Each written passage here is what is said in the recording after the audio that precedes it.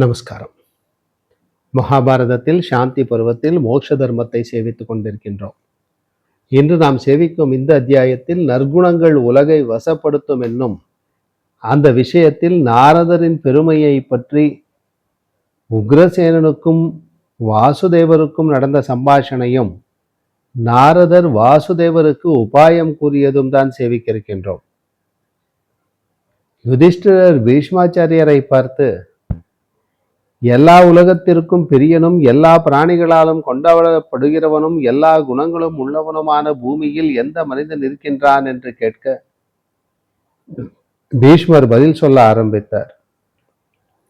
யுதிஷ்டிரா, இந்த விஷயத்தில் கேட்கும் உனக்கு நாரதரை பற்றி உக்ரசேனனுக்கும் கிருஷ்ணருக்கும் நடந்த சம்பாஷணையை சொல்லுகின்றேன். உக்ரசேனன் உலகமானது யாரை பற்றி சொல்வதில் பிரியப்படுகிறதோ அந்த நாரதர் நற்குணம் நிறைந்தவர் என்று நினைக்கின்றேன். கேட்கும் எனக்கு அதை சொல்ல வேண்டும் என்று கேட்டான். வாசுதேவர் அதற்கு பதில் சொல்ல ஆரம்பித்தார். குகுரர்களுக்கு அதிபதியான அரசரே, நான் அறிந்த மட்டில் சிறந்த நாரதரின் குணங்களை சுருக்கமாக சொல்லுகின்றேன். என்னிடமிருந்து கேளும். நன்னடக்கை இருக்கிறதென்ற காரணத்தால் அந்த நாரதருக்கு தேகத்தை வீழ்த்தத்தக்க அகங்காரம் இல்லை. அவர் உறுதியான கல்வியும் நன்னடக்கையும் உள்ளவர். ஆகையால் எங்கும் பூஜிக்கப்படுகிறார். உற்சாகம் இல்லாமையும் கோபமும் சபலத்தன்மையும் பயமும் நாரதரிடத்தில் இல்லை. அவர் தாமச சுபாவம் இல்லாதவரும் சூரருமானவர். ஆகையால் அவர் எங்கும் நிச்சயம் பூஜிக்கப்படுகிறார். அவர் உபாசிக்கத்தக்கவர். காமத்தாலோ அல்லது லோபத்தாலோ இவர் வாக்கில் வித்தியாசம் உண்டாவதில்லை. ஆகையால் எங்கும் பூஜிக்கப்படுகிறார். ஆத்ம வித்தையின் உண்மையை அறிந்தவரும் பொறுமை உள்ளவரும் சக்தி உள்ளவரும் இந்திரியங்களை வென்றவரும் நேராயிருப்பவரும் உண்மையை பேசுகிறவருமாய் இருக்கிறார். ஆகையால் எங்கும் பூஜிக்கப்படுகிறார். தேஜஸாலும் கீர்த்தியாலும் புத்தியாலும் ஞானத்தாலும் வணக்கத்தாலும் பிறவியாலும் தவத்தாலும் அவர் பெரியவர். ஆகையால் எங்கும் பூஜிக்கப்படுகிறார். நல்ல சுபாவம் உள்ளவரும் சுகமாக படுபவரும் சுகமாக பூஜிப்பவரும் நல்ல அன்புள்ளவரும் பரிசுத்தரும் நல்ல வார்த்தை உள்ளவரும் பொறாமை இல்லாதவருமாக இருக்கின்றார். ஆகையால் எங்கும் பூஜிக்கப்படுகிறார். மிகவும் நன்மை செய்கிறார். அவரிடத்தில் பாவம் இல்லை. அவர் பிறர் துன்பங்களில் பிரியப்படுவதில்லை. ஆகையால் எங்கும் பூஜிக்கப்படுகிறார். வேதங்களில் ஓதப்படும் உபாக்ஞங்களில் பொருட்களை கானம் செய்கிறார். பொறுமை உள்ளவரும் அவமதிப்பு இல்லாதவருமாக இருக்கின்றார். ஆகையால் எங்கும் பூஜிக்கப்படுகிறார். சமநிலையில் இருப்பதால் எந்த விதத்திலும் நண்பனும் இல்லை, பகைவனும் இல்லை. மனத்திற்கு அனுகூலமாக பேசுகின்றார். ஆகையால் எங்கும் பூஜிக்கப்படுகிறார். பல கலவிகள் உள்ளவரும் ஆச்சரியமான கதை உள்ளவரும் பண்டிதரும் சோம்பல் இல்லாதவரும் கள்ளத்தனம் இல்லாதவரும் தைரியம் இல்லாதவரும் கோபம் இல்லாதவரும் லோபம் இல்லாதவருமாக இருக்கின்றார். ஆகையால் எங்கும் பூஜிக்கப்படுகிறார். தனத்திலாவது வேறு பொருளிலாவது காமத்திலாவது அவருக்கு இதுவரை கலசம் உண்டானதில்லை. தோஷங்கள் அவரிடம் நன்கு அறுக்கப்பட்டிருக்கின்றன. ஆகையால் எங்கும் பூஜிக்கப்படுகிறார். உறுதியான பக்தி உள்ளவரும் நிந்திக்கத்தகாத புத்தி உள்ளவரும் கல்வி உள்ளவரும் கொடுமையற்றவரும் அவிவேகம் என்னும் தோஷமில்லாதவருமாக இருக்கின்றார். ஆகையால் எங்கும் பூஜிக்கப்படுகிறார். பற்றத்தக்க எல்லாவற்றிலும் பற்றுதல் அற்றவரும் பற்றுதல் உள்ள புத்தி உள்ளவர் போல காணத்தக்கவரும் சந்தேகமில்லாதவரும் நன்கு பேசுகிறவருமாக இருக்கின்றார். ஆகையால் எங்கும் பூஜிக்கப்படுகிறார். அவருடைய சமாதியானது பயனை வேண்டியதல்ல.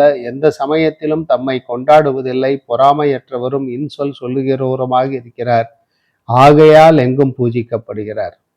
அவருக்கு அகங்காரத்தில் பற்றுதல் இல்லை. புத்தியானது நன்னடக்கையிலே உறுதி பெற்றிருக்கிறது. வேதத்தின் அர்த்தங்களை பகுத்தறிந்தவரும் யாகத்தை அறிந்தவரும் யோகத்தை அறிந்தவரும் கவியும் புத்தி உள்ளவரும் எப்பொழுதும் அறிவுள்ளவருமாக இருக்கின்றார். ஆகையால் எங்கும் பூஜிக்கப்படுகிறார். 3 குணங்கள் உள்ளவரும் குணங்களை அனுபவிப்பவரும் 5 யக்ன ரூபியுமான பரமாத்மாவை உள்ளபடி அவர் அறிகிறார். ஆகையால் எங்கும் பூஜிக்கப்படுகிறார். உலகத்தின் பலவிதமான மனத்தையும் அவர் வெறுத்து கொள்ளாமல் பார்க்கின்றார். நட்பு செய்யும் வித்தையில் திறமை உள்ளவர், ஆகையால் எங்கும் பூஜிக்கப்படுகிறார். ஒரு விதமான சாஸ்திரத்திலும் குற்றம் பேசுவதில்லை. தம் நீதிபடி ஜீவிக்கிறார். பழுதில்லாத காலமுள்ளவரும் மனத்தை அடிக்கணவருமாக இருக்கின்றார், ஆகையால் எங்கும் பூஜிக்கப்படுகிறார். சிரமப்பட்டவரும் ஞான பயிற்சி உள்ளவரும் சமாதியில் போதும் என்றெண்ணாதவரும் விடாமுயற்சி உள்ளவரும் அஜாக்கிரதை இல்லாதவருமாக இருக்கின்றார், ஆகையால் எங்கும் பூஜிக்கப்படுகிறார். பிறரால் நல்ல காரியத்தில் தூண்டப்பட்டால் செய்வதில் கூச்சமில்லாதவரும் அதில் ஸ்ரத்தை உள்ளவரும் பிற இரகசியங்களை வெளியிடாதவருமாக இருக்கின்றார், ஆகையால் எங்கும் பூஜிக்கப்படுகிறார். அர்த்த லாபங்களில் சந்தோஷிப்பதில்லை, நஷ்டத்திலும் துக்கப்படுவதில்லை, உறுதி உள்ளதும் பற்றுதல் இல்லாததுமான புத்தி உள்ளவராக இருக்கின்றார், ஆகையால் எங்கும் பூஜிக்கப்படுகிறார். எல்லா குணங்களும் நிறைந்தவரும் சமர்த்தரும் பரிசுத்தரும் துன்பமில்லாதவரும் காலத்தை அறிந்தவரும் பிரியத்தை அறிந்தவருமான அந்த நாரதரை யார் பிரியமாக கொள்ள மாட்டான் என்று சொன்னார். இவ்வாறு சொல்ல கேட்ட உக்ரசேனன் அந்த நாரதரை மிகவும் கொண்டாடி கொண்டு வீட்டிலிருந்து வெளியிலே சென்றான். கிருஷ்ணர் அவ்விதமே இரத்தினங்களால் அலங்கரிக்கப்பட்ட கட்டிலில் ஏகாந்தமாக இருந்தார். ஒரு சமயம் பூஜ்யரான நாரத முனி அங்கு வந்தார். கிருஷ்ணர் அவரை முறைப்படி பூஜித்து பேசாமல் இருந்தார். அவர் கிருஷ்ணர் வருத்தமுள்ளதாக இருப்பதை போல் இருப்பதை பார்த்து, கிருஷ்ணா, இதென்ன இதுவரையில் இல்லாத மன வருத்தம் உமக்கு இருக்கிறது, அதனை எனக்கு நீர் விவரமாக சொல்ல வேண்டும் என்று கேட்டார்.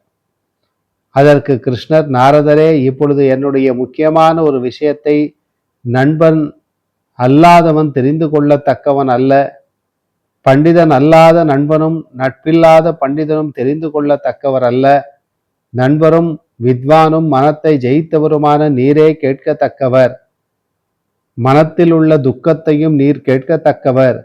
ஐஸ்வர்யம் என்ற சொல்லுடன் நான் ஞாதிகளுக்கு அடிமை செய்து கொண்டிருக்கின்றேன். ஞாதிகளும் சம்பத்திகளும் பந்துக்களும் எப்பொழுதும் கோபம் கொண்டு என்னை பகைக்கிறார்கள். ஆயிலும் தேவலோகத்தில் உள்ள போகங்கள் அவர்களுக்கு வெவ்வேறாக என்னால் அளிக்கப்பட்டிருக்கின்றன. அவ்விதமிருந்தும் என்னையும் ஒருவர் மற்றொருவரையும் பகைத்து கொண்டிருக்கிறார்கள் என்று சொன்னார். அதற்கு நாரதர், இரும்பில்லாத ஆயுதத்தால் தடவி துடைத்து இவர்களின் நாவை எடுத்து விடும், அதன் பிறகு பேச மாட்டார்கள் என்று சொன்னார். பகவான், சிறந்த முனிவர்களுள் உத்தமரே, இவர்களின் நாவை அறுக்கத்தக்க இரும்பல்லாத ஆயுதத்தை எப்படி அடைவேன்? அதனை எனக்கு உள்ளபடி சொல்ல வேண்டும் என்று கேட்டார். நாரதர் பசு, பொன், ஆடைகள், இரத்தினம் முதலிய தனத்தை விசேஷமாக இவர்களின் வாயில் போடும். இது இரும்பில்லாத ஆயுதமாகும். சுக்ருத்துக்கள், சம்பத்திகள், மித்திரர்கள், குருக்கள், ஸ்வஜனங்கள், இவர்களுக்கு இது ஆயுதம் என்று சொல்லப்படுகிறது. அந்த ஆயுதத்தால் மீண்டும் மீண்டும் அறுக்க வேண்டும். இவர்களுக்கு உம்முடைய பொருட்களை அளிப்பதும் நன்மொழிகளும் சிறந்தனவாகும். உம்மை சமாதர் என்று தெரிந்து கொண்டு அந்த மனிதர்களும் மிக மெச்சுவார்கள் என்று சொன்னான். பிறகு நாரத முனிவரின் வசனத்தால் ஏவப்பட்டவரும் பெரிய தேஜஸ் உள்ளவருமான பகவான் சிரித்து முனிவர்களில் பெரியவரான நாரதரை மிகவும் பூஜித்து அவ்விதமே செய்தார். முனிவர்களில் மிக பூஜ்யரும் பிரம்ம ரிஷியுமான நாரதரானவர் இவ்விதமான பிரபலமுள்ளவர். நீ என்னிடம் கேட்டது சொல்லப்பட்டது. எல்லா தர்மங்களுக்கும் நன்மையும் விஷயத்தில் முயற்சி உள்ளவர்களும் உண்மையான தர்மத்தை மிக பெரிதுமாக கொண்டவர்களும் ஞானத்திலும் விசேஷமான ஞானத்திலும் சமர்த்தர்களுமாக இருப்பவர்கள் உலகத்திற்கு பிரியமான நிலையை அடைவார்கள் என்று சொல்லி இந்த அத்தியாயத்தை பூர்த்தி செய்கிறார். மீண்டும் நாளை சந்திப்போம். நமஸ்காரம்.